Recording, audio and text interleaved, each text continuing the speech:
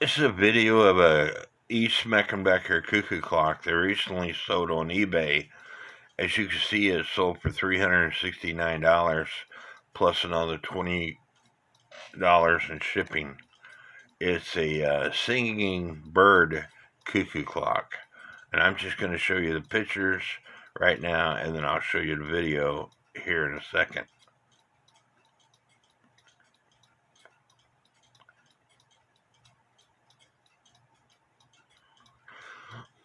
There's the movement.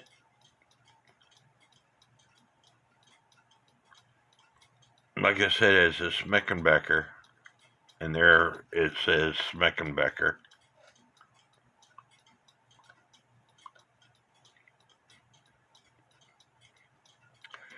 The way this is set up is just like the blacksmith clock. Whenever the star wheel moves, it opens these metal contacts, which completes the circuit and allows the bird to sing. This section right here is to allow the bird to sing. I went too fast. Here's the movement all together. There's all the wiring. All this has got to do with the bird singing. And a Schmeckenbecher, their designs, they were very smart people.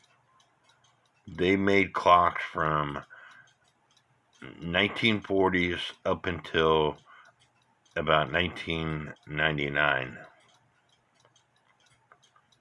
And here's where you put the battery in. Now, most people get, I say most people, some people get confused. Typically, when you put a battery in something, the negative part goes to the bottom, but not in their clocks. And this shows you that the positive section of the battery goes down. It hits this part right here.